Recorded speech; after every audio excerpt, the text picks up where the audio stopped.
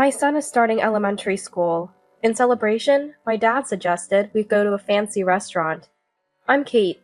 I turned 40 this year. Our family lives together. Me, my husband, and my dad, Randall, and my mom, Nancy. My husband, Jason, is 42. We have two kids. Our son, Poder, who is 6 and starting elementary school in September, and his little sister, Effie, who is 3. It's rare these days, but we're a bustling 3-generation family of 6. I was thrilled to hear that a branch of the famous restaurant Arva had opened nearby. Arva is a renowned Michelin-starred restaurant. This new branch is just a 20-minute drive from our house. I had always wanted to go, but we usually ended up at our regular diner.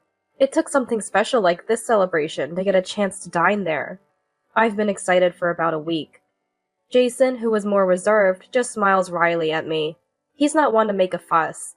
He doesn't say it every time, but whose celebration is it anyway? I guess that's what he was thinking. I know, but it's fine. I was ecstatic to the point where I think Poder's celebration is my celebration. Poder's food is my food. Then the day arrived. Entering the doors of Arva, I was full of anticipation. We have a reservation for 6. Dad spoke up. Yes, for 6. We've been expecting you. But as soon as we sat at the counter, kids, huh? They don't even appreciate the taste. I heard the chef mutter under his breath. What? I did a double take at the chef. He turned his back to us swiftly. Dad and Mom didn't seem to notice anything. Maybe I was the only one who heard it because I was closest to the chef. This restaurant doesn't have prices on the menu, I remarked upon seeing the menu. The chef overheard my quiet comment. A sharp voice came from the chef. Our prices are based on the current market. If you have good eyes, you should be able to guess, he said loudly. Everyone at the counter started looking at us. I was embarrassed. I had never been to such a fancy place. But then Dad said, Then, chef, we'll leave it to you. And he turned to me and said, Don't worry if you're not used to it. It's a celebration for our grandson, so eat your fill. He tapped his wallet. I'll handle the bill. The chef smirked at that, but I didn't miss it. His earlier muttering, the snide remark, and now this attitude. It didn't feel right. But Dad, seemingly oblivious, continued. Just remember to say when you've had enough, or they'll keep bringing more. I didn't know that rule. I've only ever really been at rather casual places, so I felt embarrassed. But what happened next was strange. For our family, they only brought out mac and cheese and french fries, over and over again. Is this their recommendation? Other customers were getting salads and main dishes. I love french fries! The kids were happy, but I still felt uneasy. After the 3rd round of mac and cheese and french fries, We're done, let's have the bill, Dad said calmly. I've never seen him angry. You'd expect someone to get mad over just mac and cheese and french fries, but he was planning to leave peacefully.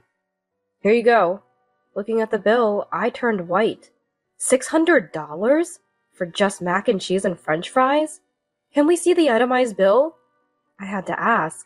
The chef, with a look of disdain, said, I told you, it's based on the current market price. Current market prices for mac and cheese and french fries? Plus water and juice? I argued back, furious at the absurd price. But even then, look, this isn't like the french fries you eat at McDonald's, the chef said arrogantly, making presumptuous comments. Then show me the details right now, not in the form of a receipt or anything. I get it, you've been mocking me. I confronted the chef, almost grabbing him by the collar. Just wait, I'll pay for it, so you don't have to worry. Dad said so, but I replied, No! With $600, do you know how many times we could have had steak or seafood at a diner? Then, the chef, looking annoyed, began to write something down. When I saw the detailed bill he wrote, my anger only grew. $50 for french fries. $65 for mac and cheese. But what shocked me even more was $20 for a glass of water? That was it. However, the chef said nonchalantly, Charging $20 for a glass of water is common sense. No customers have ever complained about it. That means you all don't fit in here. It's obvious when you bring kids. If you don't like it, don't come. Poor people. After saying that, the chef intimidated us with his chest and pushed us out of the restaurant. "We'll pay for what we ate," Dad said. Pulling out the credit card from his wallet, the chef snatched it roughly, without a word of thanks, and closed the door. "Grandpa, thank you! The french fries were delicious." "Me too, the mac and cheese was good," the kid said. Dad narrowed his eyes. "That's good, but I feel bad for you guys," I said.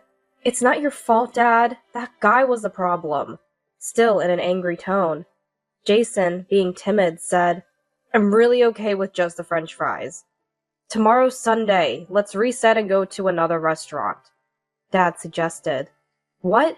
But after spending $600? I protested. "Don't worry. I properly want to celebrate my grandkids, and you've done well raising them to this point. It's also a thank you for that," Dad replied. But then, Dad turning his back to us, muttering, "That brat. Don't get cocky." I couldn't help but overhear. We ended up going to another restaurant the next day. This time, it was a place Dad was familiar with, so I felt relieved. That's because I'll talk about that a bit later. To the kids, "We wanted to eat seafood and such, so let's go again," I said. "Can't miss seafood and steak," they began. So 2 consecutive days weren't a problem. When we got to the restaurant, "Randall, long time no see," Dad was greeted. "Hi, Osbert, long time. Let's go to the chef's choice today. Start with seafood for the grandkids," Dad said, unfolding a napkin. "The seafood will be seasonal, the best for your grandchildren. Maybe salmon for this time of year," the chef Osbert said cheerfully. When people talk about what they love, they become eloquent. This chef was exactly that. He happily talked about the deliciousness of seasonal items. Listening to him made us happy too. A stark contrast to yesterday. And the seafood brought to our table. Delicious! It has a subtle sweetness. What was used in the cooking? The seafood salad, with its dressing, was a perfect match. Refreshing, yet rich. It wouldn't be an exaggeration to call it the best food of the season. I chewed and swallowed, savoring the food from the tip of my tongue to the back. Each bite seemed too precious to swallow. The smooth seafood oil had no fishy smell, but a sip of white wine reset it all. My palate, ready for the next dish as if it hadn't tasted anything before.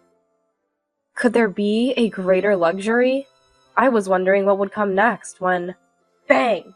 The door flew open with incredible force, so strong I thought it might come off its hinges.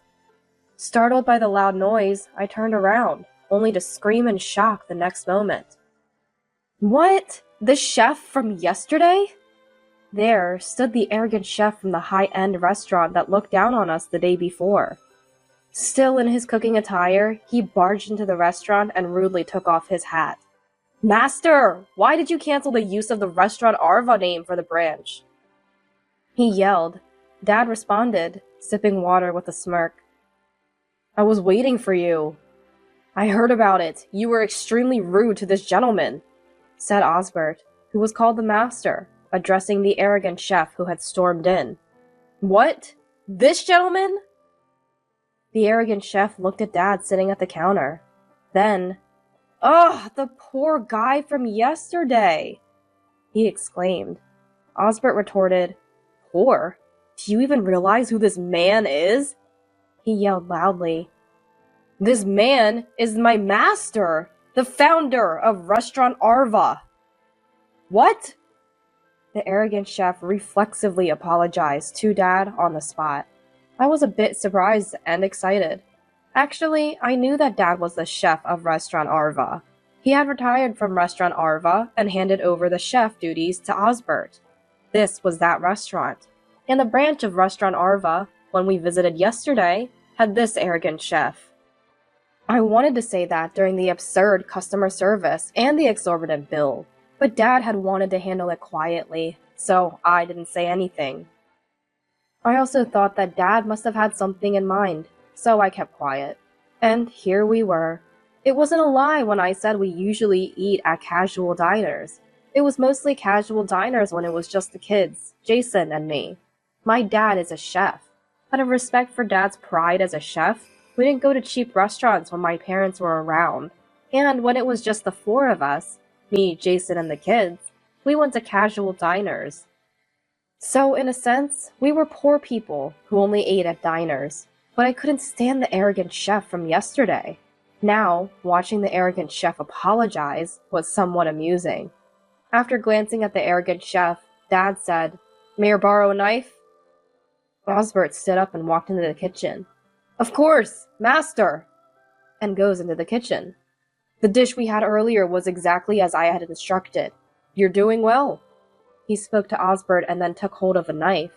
Dad's knife skills transformed the same menu item that had been served earlier. The seafood looked different just because of the way it was cut. He placed it in front of the five of us, then served the last piece of salmon. "Try this," he said to the arrogant chef. The arrogant chef got up leisurely. He took a bite. "What is this?" The arrogant chef's eyes widened. "That's the point," Dad said. "The taste is completely different depending on how you use the knife." The arrogant chef's voice trembled. "Compared to that," Dad continued, "the salmon you cut and served to other customers wasn't uniformly thick, which affects the taste." The arrogant chef shrunk in size, looking down. "That's not all. The other seafood was the same, and the mac and cheese was overcooked and the french fries were over-fried." Then Dad turned to Osbert and said, "I think it was too early to open a branch with this guy." Osbert apologized. "Well then, let's hear the reason why you only serve mac and cheese and french fries for the chef's choice." Dad continued. "What?" Osbert exclaimed in surprise. The arrogant chef started to tremble. Osbert stood in front of the cowering, looking down arrogant chef, arms crossed, voice trembling with anger. "You! What have you done? Mac and cheese and french fries for the chef's choice?" "That's not all." Dad continues speaking. "The water was $20 a glass." $20? The chef's voice cracked. Osbert's voice cracked. Then the arrogant chef began making excuses. His explanation was so outrageous that everyone present was stunned. "At first, I didn't want to bother with small change, so I made water current market price to make it an even $100 bill." "What?" Jason and I exclaimed in unison. "So if the bill was $90, you'd charge $10 for water, and if it was $20, you'd charge $80 for water?" Jason asked unusually. "Current market price." "That's the most ridiculous current market price ever!" Osbert yelled. "So it was $20 this time," Dad said. "Honestly, for office workers, they become repeat customers. But families, especially with small children and elderly, only come for special occasions, so we can't expect repeats." The arrogant chef started. To this, "There's no such business strategy." Even Dad, who was usually calm, got angry. "Listen, a business strategy is something you talk about after you've properly delivered your services. Current market price is a proud pricing for the freshness of fish, visible to the eye. Don't misuse it for trivial accounting conveniences, and you haven't even reached the level of skill to cook them properly. Customers are equal. They pay and look forward to their meal, no matter the day or time. Don't presume to scrutinize them." Dad rarely got this angry or spoke this much. I think his chef's pride made him do it. The arrogant chef was cowed and looking down. After a stern lecture, "What are you going to do about him?" Dad asked Osbert, and then he said, "You do understand," to the still looking down arrogant chef. "You are forbidden to use the restaurant Arva name," Osbert said. He wasn't like that before, and his taste was solid, but he changed after owning this place. Osbert said, "Being a famous restaurant's branch, customers would come just for the name, and he probably got conceited with a high customer count. He kept deteriorating in his quest for more profit. Still, Dad's skills hadn't faded with age." "Grandpa, you were cool," said Potter. Thus, the arrogant chef was made to change the name of his restaurant. But that restaurant closed within a few months. Without the famous name, it was a world of pure skill. The taste must have been lacking.